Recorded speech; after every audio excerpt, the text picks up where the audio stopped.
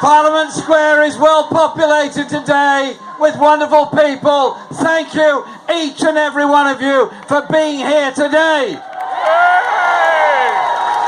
I thank the People's Assembly and Health Campaigns Together who've organised this event, because events like this don't happen by accident. They happen because a lot of people put a lot of work into this. Campaigning today, yes, but all those local demonstrations up and down the country, day in, day out, week in, week out, on those wet Saturdays collecting petitions. It frightens the life out of the Tories and it heartens all of our supporters. So I want to also say, if you're a doctor, a nurse, a porter, a technician, a cleaner, whatever you do in the health service, thank you, because every day you contribute to what is the most civilised institution in this country, the National Health Service. As Len just pointed out, Naibavan said the NHS will last as long as there are folk left with the faith to fight for it. We've got the faith, we've got the fight, and we're up for it.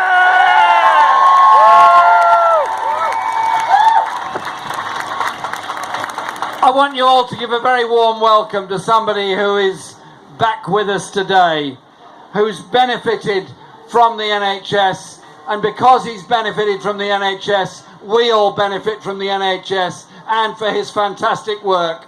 Will you give a very warm welcome to Mark Sawatka, who's back here with a new heart given to him by the National Health Service. Yesterday I was visiting an old friend in hospital, an old friend who is in hospital having very important, very serious and very major treatment. And he gave me this message. This is from Rodney Bickerstaff, former General Secretary of Unison. And he gives me 3 very quick points he insisted I make today. So this is for you, Rodney. And he told me this. In the 2 weeks I've been in hospital, I've counted 20 different nationalities amongst the staff looking after me. And he thanks each and every one of them, the multicultural nature of our NHS staff. And he goes on to say, without the NHS being properly funded, with properly trained and properly paid public service workers, we would not be a civilised country. Yeah. And then he says, anyone who dilutes it, tries to franchise it, has literally no morality. Thank you, Rodney. I want to give a message also from my friend John Ashworth, our Shadow Health Secretary. He can't be here today, but he's asked me to say this. Our fight is against the Tories, exposing their failures to care for the people who rely on the NHS, and the failure to care for those who've dedicated their working lives to caring for other people. That is what this demonstration is about. Our NHS is not in crisis because of overspending. It's in crisis because of underfunding, a crisis made down there in Downing Street.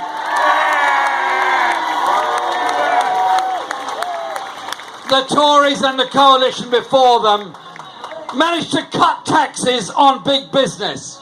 They cut taxes to the richest families. They cut taxes for the speculators, cut taxes for the fat cats. Don't let them tell you there's no money for their NHS. There is no excuse for it. The money is there if you collect the taxes properly to fund it and pay for it.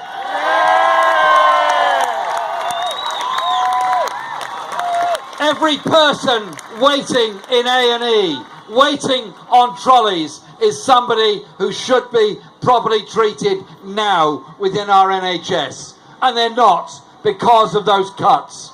But there are others, such as the treatment of NHS staff. Think for a moment of every student nurse forced to visit a food bank to make ends meet, while they're at the same time caring for our sick and dependent people. Every elderly person denied the care they need.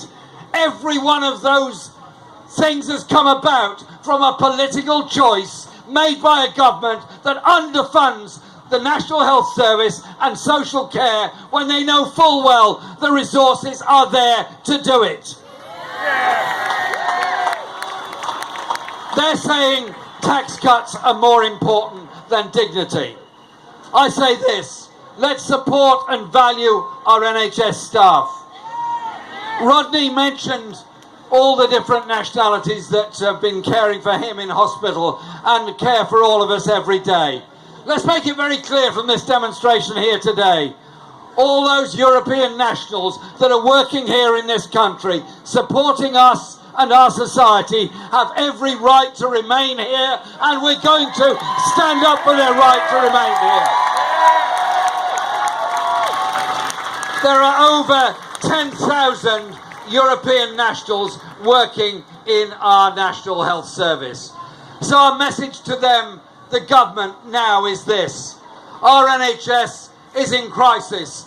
In crisis because of the underfunding of social care, the million people not getting the care and support they need, those waiting on trolleys, those desperate to get into an A&E department and waiting for hours for treatment. It's not the fault of the staff. It's the fault of a government that has made a political choice.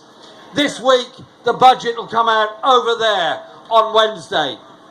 We want that budget to properly fund our mainstream National Health Service, our social care system, and our crucial mental health services. All three of them.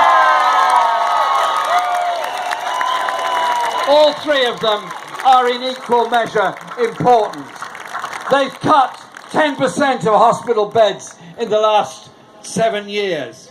A&E departments are threatened all over the country through the so-called sustainability and transformation plans. They've cut £4 billion from social care and now suggesting we'll fund social care by raising council tax. I'll tell you this: raising council tax all over the country, if you raised it to the maximum, would only meet 1/6 of the needs of social care.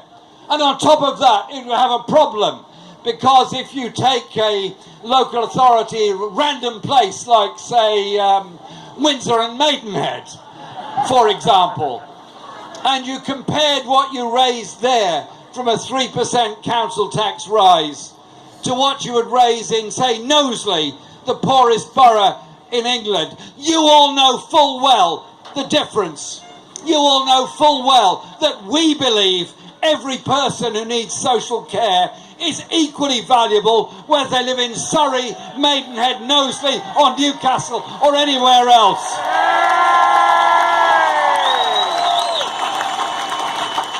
So the answer has to be equality of funding for all parts of the country to deal with the needs of the people of all parts of this country. Listen, the National Health Service was created by people with vision. The idea that healthcare should be free at the point of use and a human right. Other places don't have it. The United States doesn't have it. Many parts of the world do not have it. Trump and his mates in the United States are trying to destroy the limited form of healthcare that the Obama administration has bequeathed to them. Theresa May couldn't wait to get to the United States to discuss trade agreements with Donald Trump. I tell you this: we're going to block any trade agreement that gives a green light for US healthcare companies to come here and strip out and take from our National Health Service.